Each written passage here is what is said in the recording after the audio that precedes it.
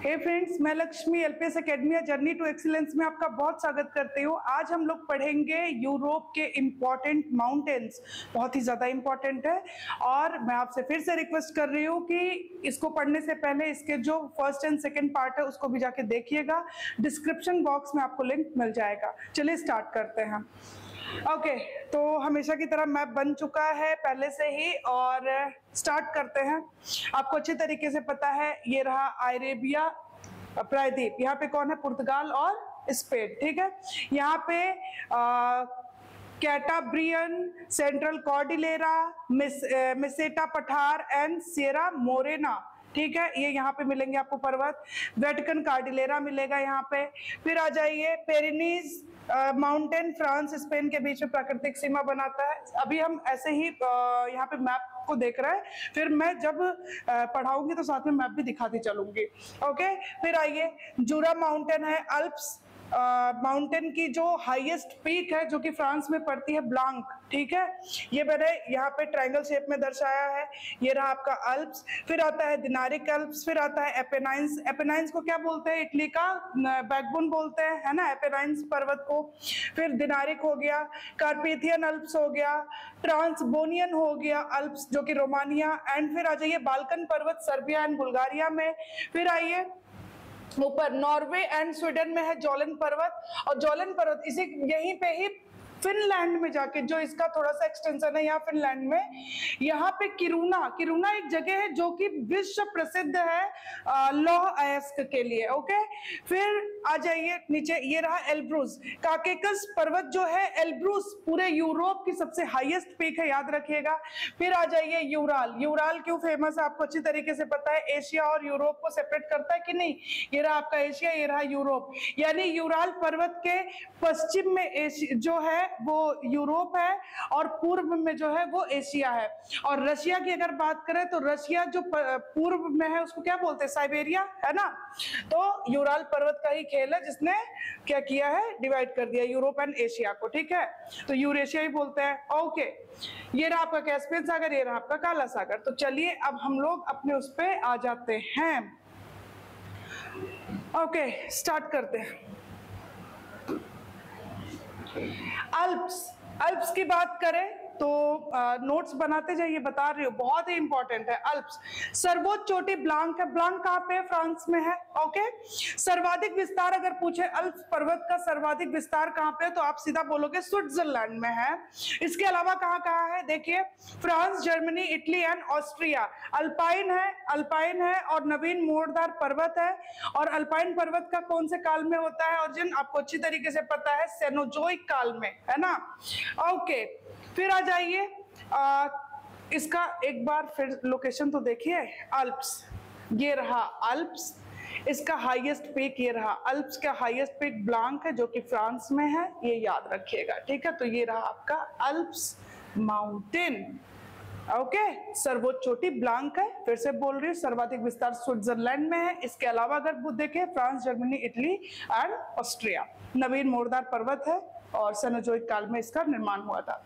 जूरा mountain की अगर बात करें, अल्प्स के जस्ट ऊपर है जूरा माउंटेन। फ्रांस और इटली के बीच में प्राकृतिक सीमा बनाता है जूरा माउंटेन।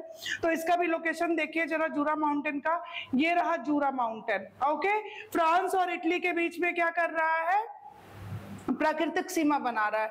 आ जाइए, Cantabrian, central cordillera, Sierra Morena and Vatican Cordillera.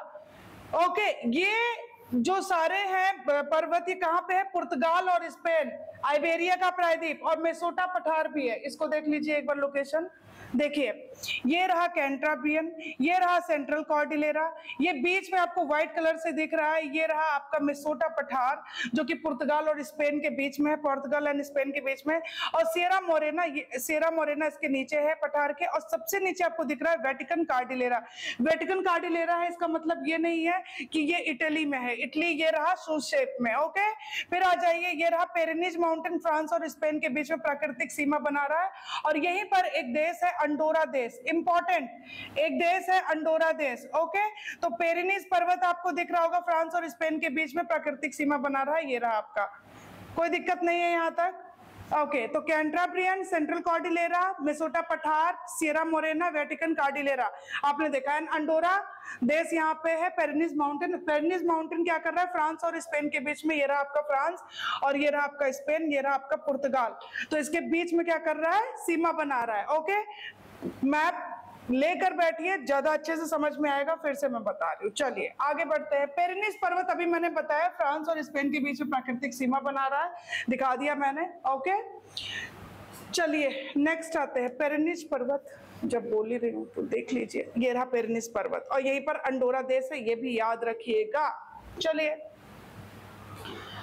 Italy की बात करते हैं, बहुत ही इंपॉर्टेंट है। सबसे पहले तो वन लाइनर क्वेश्चन आता है कि भूमध्य सागर का प्रकाश स्तंभ किसे बोलते हैं। आपको पता है एक्टिव वोल्केनो है यहाँ पे, स्ट्रोम्बोनी एंड सिसिलियन एटेना। स्ट्रोम्बोनी जो है इसको प्रकाश स्तंभ बोलते हैं भूमध्य सागर का। और जब मैं संधिया पढ़ा रही थी, जल संधिया पढ़ा रही थी, तो वहां भी मैंने बताया था भूमध्य सागर की कुंजी किसको बोलते हैं, जिब्राल्टर को, है ना। जिब्राल्टर जल संधि जो कि मोरक्को, स्पेन या फिर आप बोल लीजिए एशिया और अफ्रीका को क्या करती है, सेपरेट करती है। चलिए, तो स्ट्रोम्बोनी, सिसिलियन एटना ये एक्टिव वोल्केनो है इटली की। एपेनाइन्स पर्वत इंपॉर्टेंट है, इटली का बैकबोन बोलते हैं इसे। और वेसुवियस ये सुसुप्त ज्वालामुखी है। चलिए लोकेशन पे आ जाते हैं। शूज शेप में है ये आपका इटली, एपेनाइन्स पर्वत ये रहा और ये तीनों आपके जो वोल्केनो है वो है। ओके, चलिए नेक्स्ट पे आ जाते हैं। उत्तर से पश्चिम, उत्तर पश्चिम से लेकर दक्षिण पूर्व तक विस्तार है अल्प्स का, बहुत जरूरी है पढ़ना। चलिए उत्तर पश्चिम में यानी इटली से स्टार्ट होता है, तो इटली से स्टार्ट करते हैं, फिर आता है Slovenia, Croatia, Bosnia, Herzegovina and Serbia, Montenegro, Kosovo and Albania. Okay, Albania तक। उत्तर पश्चिम में जब इटली से शुरू करते हैं तो दिनारिक अल्प्स जो कि बाल्कन प्रायद्वीप को एड्रियाटिक सागर से अलग करता है। दिनारिक अल्प्स लोकेशन देखें,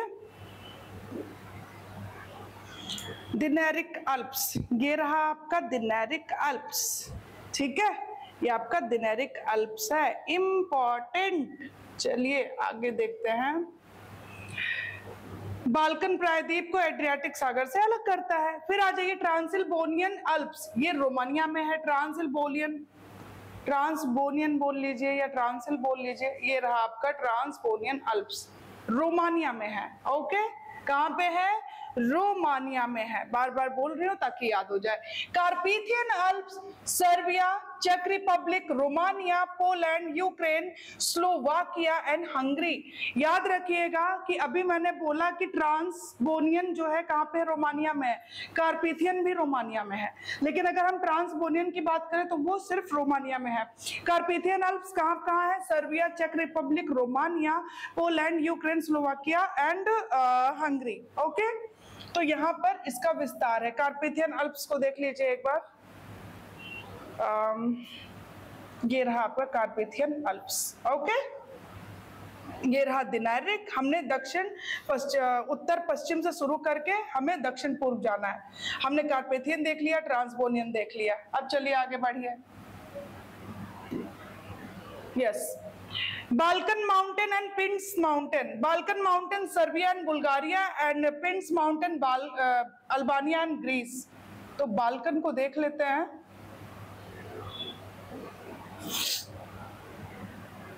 ये रहा आपका बाल्कन माउंटेन, ये कहां पे है, सर्बिया एंड बुल्गारिया में है। ओके, पिंड्स की बात करते हैं, ये रहा आपका पिंड्स, लोकेशन देख लीजिए कहां कहां है, अल्बानिया एंड ग्रीस में है। ओके, बहुत ही ज्यादा इंपॉर्टेंट है।